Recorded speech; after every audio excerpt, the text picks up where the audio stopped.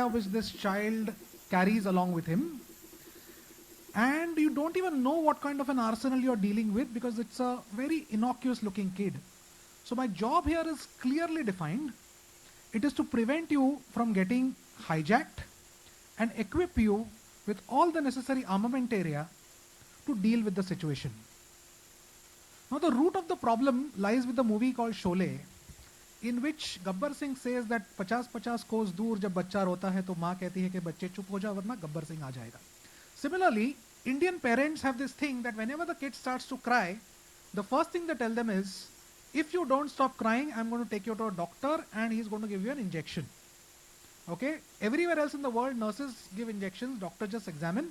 But here, the doctor gives the injection and hence the kid is extremely cranky even when he starts from home. So imagine what happens when he comes to your clinic. There is a complete reign of terror. Now there is a book called The Art of War, which was first published in the 20th century but written in the 4th century by a Chinese general called Sun Tzu. And I'll tell you what is the relevance of this book eventually. So whenever a child comes in, the first thing you do is do not underestimate the child. Because he's an opponent, he's not a patient. Okay, he's going to try his best to resist and you're going to try your best to examine this kid. And there are three kinds of children who are your opponents. The first is the debutant, the second is the pinch hitter, and the third is the accomplished veteran. Different kinds of kids to be managed in different manners. The debutant is usually the first young child, 1 to 2 years of age, first consultation, naive and stable, walks very curiously into your room, but is likely to cry the moment you put this child on an examination couch. Extremely tricky to examine. The pinch hitter is the worst. 2 to 4 year old child, primed by previous visits, will enter your room crying, reluctant to lie down on a couch, aggressive demeanor, may twist and turn, kick, jump and try to escape. Very strong children, believe me, when they kick you, it hurts. Most difficult to examine. And the last is the accomplished veteran, older children, fiercely independent and moody. They are usually gadget dependent, may cry but are pacifiable by parents, and they are probably the easiest to examine.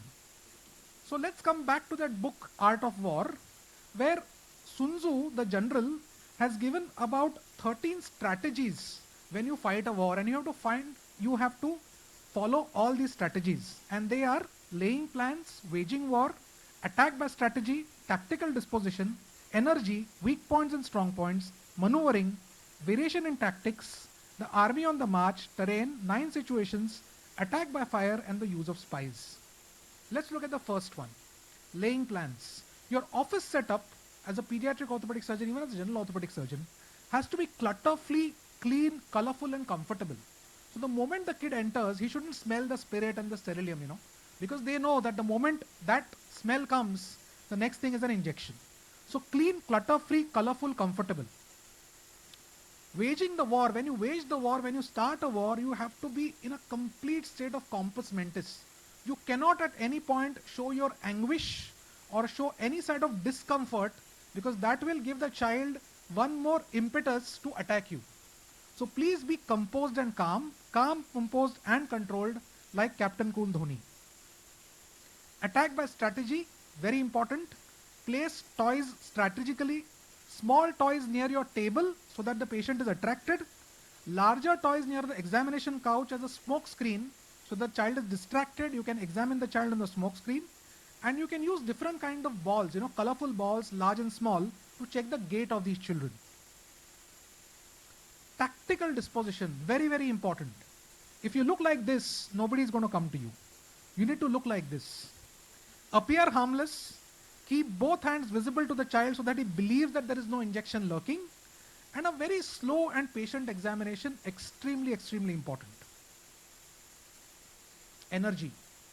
It is best to examine a de-energized child. But if not, then ask the parents to make the child sleep on the couch and pin the child to the pelvis to examine the lower limbs. Please remember this, not pinning the abdomen, pin the pelvis. Let the child be in the mother's lap, the proximal part. Pin the pelvis and examine the lower limb. Then turn the child around, pin the child at the PSIS level and examine. In the upper limb, ask the parent to hold one hand and examine the other hand of the child.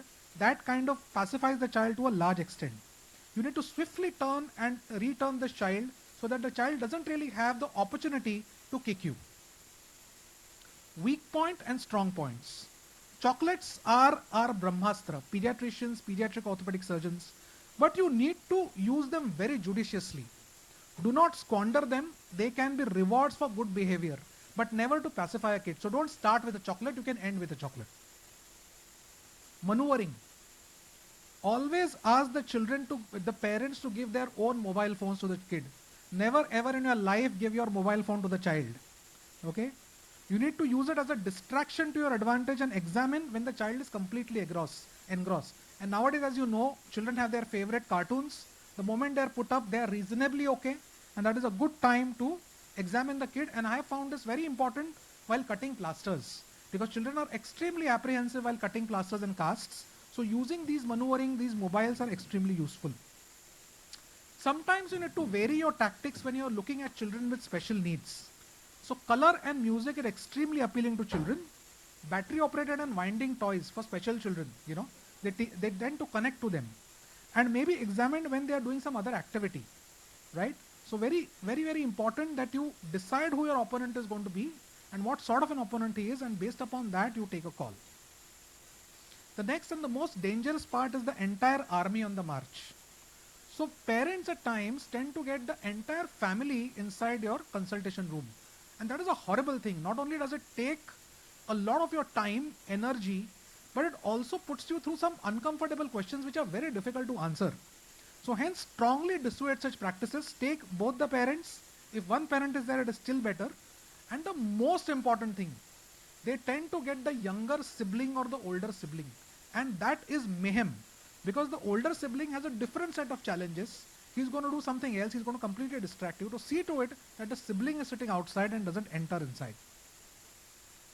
Terrain. Very important that the child is comfortable when the child is examined. So best to examine it in the parent's lap.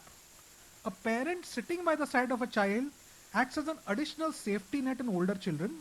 And especially when the child is injured. When the mother is there or the father is there, it is very comfortable for the child to be around you.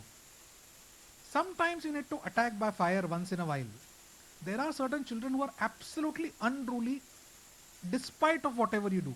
So you need to appear stern, resort to domination by instilling the doubt of fear. Once in a while, yes.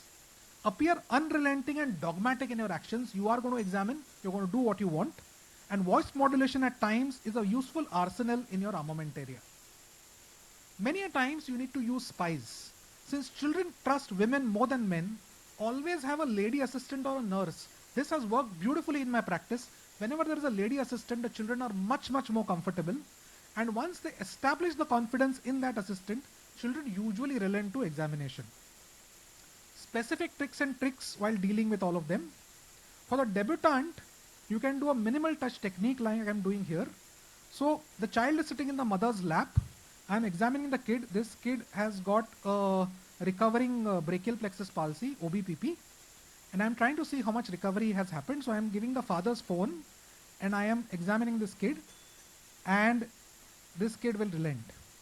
The pinch hitter acts ignorant but very, very aggressive. So this is the way you pin the pelvis down in prone and supine position and examine the lower limbs. And finally, special child, the use of gadgets. So this child is playing a song which you will not be able to hear because you don't have audio here. But when the child is rested, and the accomplished veteran, here you need to build a rapport, and the child usually will be able to let you examine the kid. Thank you very much.